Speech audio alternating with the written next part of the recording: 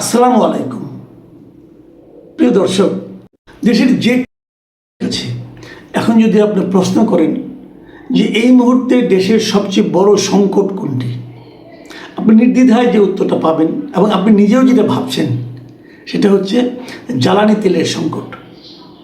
জ্বালানি তেলের সংকট এই মুহূর্তে এমন একটা অবস্থায় পৌঁছেছে যে এটাকে ভাষায় প্রকাশ করা যাবে না। আপনি যদি যে কোনো একটা পেট্রোল পাম্পের পাশে দিকে তাকান, আপনি দেখবেন যে সারি সারি লম্বা মোটরসাইকেল কিংবা প্রাইভেট কারের লাইন। দেখুন, আমাদের দেশের অনেক গাড়ি, মানে ম্যাক্সিমাম গাড়ি যেগুলো বড় বড় গাড়ি আছে এগুলো চলে সিএনজিতে। বাস বলেন, ট্রাক বলেন, প্রাইভেট কার বলেন, এগুলো প্রায় সবই সিএনজিতে চলে। তো এত গাড়ি সিএনজিতে চলার পরও যে কয়েকটা হাতে গোনা কয়েকটা প্রাইভেট কার অথবা মানে আনুপাতিক হারে ধরলে অথবা মোটর সাইকেলগুলো এগুলো চলে পেট্রোল, অকটেন অথবা ডিজেলে। তো এই কয়টা গাড়িকেই এই মুহূর্তে জ্বালানি তেল সরবরাহ করা সম্ভব হচ্ছে না। আমি গতকালকে কথা বলছি। গতকালকে আমি মহাখালীর দিক থেকে আসছিলাম। মহাখালী ফ্লাইওভারটা যেখানে শেষ হলো, মানে মহাখালী ফ্লাইওভারের পশ্চিম প্রান্তে, এখান থেকে যে লাইনটা শুরু হয়েছে সেই লাইনটা সোজা এসে একদম জাহাঙ্গীর গেট পর্যন্ত এসে তারপরে আবার বামে মোড় নিল। বামে মোড় নিয়ে আরও প্রায় আধা কিলোমিটারের বেশি এসে প্রধানমন্ত্রীর কার্যালয়ের সামনে, সেটাকে পার হয়ে আরও সামনে যে ট্রাস্টের একটা আপনার ফিলিং স্টেশন আছে, সেখানে এত লম্বা লাইন, প্রায় 1 কিলোমিটার লম্বা লাইন হবে। তো এই লাইনে সবাই যে শেষ পর্যন্ত জ্বালানি তেল পাবেন তার কিন্তু কোনো গ্যারান্টি নাই। এমন অনেকে আমাকে বলেছেন যে প্রায় 3 ঘন্টা লাইনে থাকার পর, মানে একদম চূড়ান্ত জায়গায় পৌঁছার 10-15 মিনিট আগে জানানো হয়েছে তেল শেষ হয়ে গেছে। এরকম ঘটনা কিন্তু অনেক পাম্পে ঘটছে। অনেক পাম্পে টাঙিয়ে দেওয়া হয়েছে এই পাম্পে কোনো পেট্রোল নেই, এরকম হয়েছে। এই যখন বাস্তব চিত্র, তখন আমাদের সরকার কি বলছে? আমাদের সরকার বলছেন, সরকারি জ্বালানি মন্ত্রী বলছেন, এই একদিন আগে উনি বলেছেন দেশে জ্বালানি তেলের কোনো সংকট নেই।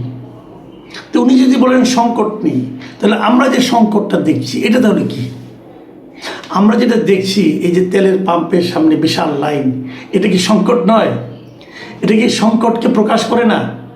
তো এটা যদি সংকট হয়, মন্ত্রী যে বলছেন সংকট নেই, তাহলে সেটার অর্থ কি? এটা কিন্তু একটা বেসিক প্রশ্ন। এই প্রশ্নের জবাব আপনাকে কে দেবে? কেউ দেবে না, কারণ তারা কেউ জানেই না এটা কেন ঘটছে। সরকারের যে হিসাব, সরকারের কাছে পর্যাপ্ত তেল মজুদ আছে, তাহলে আজকে এই সমস্যাটা কী করে তৈরি হলো? দেখুন, আমি একটা কথা বলি, জ্বালানি তেলের সংকট যেটা হয়েছে এটা হওয়াটা কিন্তু অস্বাভাবিক কিছু না। সারা দুনিয়াতেই জ্বালানি তেলের সংকট এই মুহূর্তে আছে, সারা দুনিয়াতে আছে। এমনকি খোদ যুক্তরাষ্ট্র, যারা নিজেরাই তাদের পর্যাপ্ত জ্বালানি তেল আছে, তাদের ওখানেও জ্বালানি তেলের দাম বেড়ে গেছে। অস্ট্রেলিয়ায় বেড়ে গেছে, পৃথিবীর সমস্ত দেশে জ্বালানি তেলের দাম বেড়ে গেছে। এশিয়ার দেশগুলোর অবস্থা সবচেয়ে খারাপ, কারণ এশিয়ার এখান দিয়ে মধ্যপ্রাচ্যের ম্যাক্সিমাম তেল হরমুজ প্রণালীতে যে সমস্ত জাহাজগুলি, তেলবাহী জাহাজ আসে, সেগুলো সবই আমাদের এখানে আসে, আমাদের এশিয়ার অঞ্চলে আসে। এখন যুদ্ধের কারণে, ইরানের সঙ্গে যুক্তরাষ্ট্র এবং ইসরায়েলের যুদ্ধের কারণে হরমুজ প্রণালীতে কিন্তু খুব কম কয়েকটা দেশে, মাত্র 5টা দেশের জাহাজ ইরান আসতে দেয়। এবং সৌভাগ্যক্রমে সে 5টা দেশের মধ্যে আমাদের বাংলাদেশও আছে, ভারত আছে, চীন আছে, এরাও আছে। কিন্তু অনেক দেশে কিন্তু নাই। এবং যদ্দূর অনেক জায়গায় শোনা যাচ্ছে, আমার যেমন ফিলিপিনের মতো দেশে, সেখানে সরকারের পতন হয়ে যাওয়ার সম্ভাবনা দেখা দিয়েছে এই জ্বালানি তেলের কারণে। চীন, তারা কিন্তু এখানে আসতে পারে।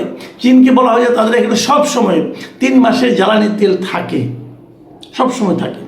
সেই চীনেও কিন্তু জ্বালানি তেলের সংকট দেখা দিয়েছে এবং জ্বালানি তেলের দাম সেখানে এরই মধ্যে 20% বাড়িয়ে দেওয়া হয়েছে। এবং 20% বাড়ানোর চাপ তো তারা ভোগ করছে। কেনিয়ায়, আফ্রিকান দেশগুলোর মধ্যে কেনিয়ায়, সেখানে জ্বালানি তেলের সংকট হয়েছে এবং সেই সংকটকে তারা মোকাবেলার জন্য তারা একটা রেশনিং সিস্টেম এরকম না, তারা বিশেষ খাতকে অগ্রাধিকার দিচ্ছে যে এই খাতগুলোকে জ্বালানি তেল আগে দেওয়া হবে, পরে অন্য অন্য খাতকে। যেমন ওদের এখানে যারা তারা প্রচুর ফুল, পণ্য সামগ্রী, কাঁচা পণ্য এগুলো রপ্তানি করে, ওই রপ্তানি সামগ্রীগুলোকে ওখানে জ্বালানি তেলের যে ব্যবহারটা সেটাকে তারা অগ্রাধিকার দেওয়া হচ্ছে। নাইজেরিয়ার কথা ধরেন, নাইজেরিয়া কিন্তু নিজেদেরই প্রচুর তেল আছে, তেলের খনি আছে, কিন্তু ওনাদের সমস্যা হলো ওনাদের এই তেলকে প্রক্রিয়াজাত করার জন্য কোনো প্ল্যান্ট নাই, মানে রিফাইনারি প্ল্যান্ট নাই। না থাকার কারণে ওনারা তেল এই মানে ক্রুড অয়েল তারা বাইরে রপ্তানি করে দেয়, করে আবার বাইরে থেকে তারা তেল নিয়ে আসে। এখন ওদের এখানে এই ক্রাইসিসের মুহূর্তে তাদের পেট্রোলের দাম প্রায় দ্বিগুণ হয়ে গেছে। কিন্তু ভিয়েতনাম সরকার তারা এটাকে ম্যানেজ করার জন্য এই তেলের উপর যে ট্যাক্সটা আছে, এই ট্যাক্স সব দেশেও আছে, আমার দেশেও আছে। আমরা যে টাকাতে তেল কিনি সবটাই কিন্তু তেলের দাম না, তার উপর কিছু ট্যাক্স আছে, ওই ট্যাক্সটা আবার গভর্নমেন্ট পায়। যাই হোক, ভিয়েতনাম সরকার সেই ট্যাক্সটার একটা অংশ, মানে ট্যাক্সের দামে কয়েকটা ধরন আছে, তার মধ্যে একটা আছে যে এনভায়রনমেন্ট ট্যাক্স আর কি, পরিবেশ কর, তারা সেটাকে প্রত্যাহার করে নিয়েছে, মানে দামটাকে একটু নাগালের মধ্যে রাখার জন্য। আর মিয়ানমারেও তো জ্বালানি তেল হচ্ছে, যারা বড় ইঞ্জিন যেগুলো আছে, যারা নাকি বেশি জ্বালানি খায়, সেগুলোকে তেল দেওয়া বন্ধ করে দিয়েছে। তো এরকম কিন্তু সব জায়গায়। থাইল্যান্ডের সংকট দেখা যাচ্ছে, ডিজেল সংকট, ডিজেল ওখানে পেট্রোল আছে কিন্তু ডিজেল নাই। এবং ডিজেল না, বিশেষ করে মানে শহরের ব্যাংককের বাইরে যে শহরগুলো আছে সেগুলোতে ডিজেল নাই বলতে গেলে। থাইল্যান্ডের এই সংকটে পড়েছে, যে কারণে ওদের সেচের সমস্যা হচ্ছে। আমাদের দেশেও কিন্তু এই মুহূর্তে যদি আমরা পেট্রোলের লাইনটা দেখছি, আমরা যে লাইনটা দেখছি, যে সংকটটা দেখছি, এটা পেট্রোলের লাইন, কিন্তু আমাদেরও কিন্তু ডিজেল সংকটটা আগামী কয়েকদিনের মধ্যে যদি তেলের সরবরাহ না আসে আমাদেরও কিন্তু বেড়ে যাবে। যেমন আমাদের যে কৃষি, সামনে কিন্তু বোরোর মৌসুম, এই বোরোর মৌসুমে কীভাবে তেল সরবরাহ করা হবে এটা বলা বড় কঠিন, কাজে সেখানেও কিন্তু সংকট দেখা দিতে পারে। মানে এর অর্থ যেটা হচ্ছে সেটা হলো, এই যে জ্বালানি সংকট যেটা হচ্ছে, এটা কিন্তু আমাদের সরকারের কোনো দোষ না, এটা সারা দুনিয়ার সংকট। এবং সারা দুনিয়ার সংকট এক একটা দেশ যার যার মতো করে এটাকে হ্যান্ডেল করছে। আমরা কীভাবে হ্যান্ডেল করছি? যদি সত্য কথা বলতে হয় তাহলে আমরা হ্যান্ডেল করছি পুরো জিনিসটাকে কিছু অসাধু ব্যবসায়ীর হাতে ছেড়ে দিয়ে তাদেরকে এখানে কৃত্রিম সংকট তৈরি করার সুযোগ দানের মাধ্যমে আমরা এই সংকটটাকে এনজয় করছি অথবা হ্যান্ডেল করছি। কী বলবেন আপনি? বা বর্তমানে যে সংকটটা দেখা যাচ্ছে, আমার বিবেচনায় এর পুরোটাই এই অসাধু ব্যবসায়ীদের কাজ, এবং সেটাকে কীভাবে কন্ট্রোল করা যায় সেটা হলো সবচেয়ে বড় কথা। আমি মনে করি জ্বালানি সংকটকে নিরসন করার জন্য, এটাকে কন্ট্রোল করার জন্য, এটাকে হ্যান্ডেল করার জন্য সরকার এর মধ্যে একাধিক মিটিং করেছে। অলরেডি প্রায় কয়েক হাজার কোটি টাকা তারা বাড়তি খরচ করেছে, এগুলো ভর্তুকি যাবে, সরকার দিতে হবে। মানে এভাবে দেখতে গেলে আমার তো মাঝে মাঝে মনে হয় যে এই তারেক রহমান নাম বড় দুঃখী লোক আর কি, দুঃখী সরকারটা। মানে ওনারাও দায়িত্ব নিলেন, এই ঝামেলাও শুরু হলো। এখন এই নতুন একটা সরকারের পক্ষে এরকম একটা জটিল সমস্যা কীভাবে ওনারা হ্যান্ডেল করবেন, এটা কিন্তু তাদের একটা বড় চ্যালেঞ্জ। আপনি যত কিছুই বলেন না কেন, তেলটা তারা পাবে কোথায়? আমাদের তেল তো বাইরে থেকে আনতে হচ্ছে, এবং সেই আমদানিটা আপনি কীভাবে করবেন? বাইরে দাম বেশি, এই জ্বালানি ইয়ের কারণে, যুদ্ধের কারণে অনেক জায়গায় জ্বালানি তেলের দাম বেড়ে গেছে। আমাদের এলএনজি আনতে হয়, এলএনজির দাম বেড়ে গেছে। তো সব মিলিয়ে কিন্তু সংকট। কিন্তু এখন বিষয়টা হলো কি, এটাকে হ্যান্ডেল করা, এটাকে ম্যানেজ করা। আমি মনে করি যে আমাদের দেশে যে জ্বালানি সংকটে যেটা এখন যে ক্রাইসিস যেটা দেখা যাচ্ছে, এটা সম্পূর্ণ একটা কৃত্রিম ক্রাইসিস। সরকার বারবার বলছে আমাদের কাছে পর্যাপ্ত মজুদ এখনও আছে, এবং আরও অনেক ট্যাঙ্কার আসতেছে, পাইপলাইনে আছে, কাজে আমাদের সংকট হয়তো হবে না। কিন্তু আমি মনে করি সরকারের উচিত হবে প্রয়োজনে জ্বালানি সংকটের দাম পুনর্নির্ধারণ, এই জ্বালানি তেলের দাম পুনর্নির্ধারণ করা। অনেক আমাদের মতো কিন্তু অন্য দেশে হয় না। আমাদের এখানে হয় কি, তেলের দাম বাড়ে না, তো বাড়ে না করে যখন বাড়ে তারপর আর কমে না। কিন্তু সারা দুনিয়ায় তেলের দাম কিন্তু ওঠানামা করে। এমনকি আমাদের পার্শ্ববর্তী দেশ ভারত, সেখানেও কিন্তু তেলের দাম ওঠানামা করে। যখন তেলের দাম বেড়ে যায় তখন ওরা দাম বাড়িয়ে দেয়, যখন পৃথিবীতে মানে বিশ্ববাজারে তেলের দাম কমে যায় তখন ওরাও দামটা কমিয়ে দেয়। আমরা এরকম করতে পারি। আমি মনে করি সরকারের এই মুহূর্তে যেটা উচিত, যেটা সেটা করতে পারে, একটা সার্টেন টাইমের জন্য, ধরা যাক বলে দেবে 1 মাসের জন্য আমরা দামটা পুনর্নির্ধারণ করলাম। 1 মাস পরে যদি দাম কমে আমরা আরও কমিয়ে দেবো, যদি বাড়ে আরও বাড়িয়ে দেবো। কিন্তু 1 মাস সময়সীমা নির্ধারণ করে তারা দামটাকে পুনর্নির্ধারণ করতে পারে। 2 নম্বর যেটা করতে পারে, প্রত্যেকটা পাম্পকে মনিটরিংয়ের আওতায় আনতে হবে। এই কারণে তারা যে পরিমাণ তেল এখানে দিচ্ছে ঠিক সেই পরিমাণ তেল তারা বিক্রি করছে কিনা তার একটা কঠিন হিসাব তারা নিতে পারে। কীভাবে নিল, কোন গাড়িতে নিল, প্রত্যেকটা হিসাব তাদের এখানে থাকতে হবে। এরকম একটা মনিটরিং সিস্টেম তারা ক্রিয়েট করতে পারে।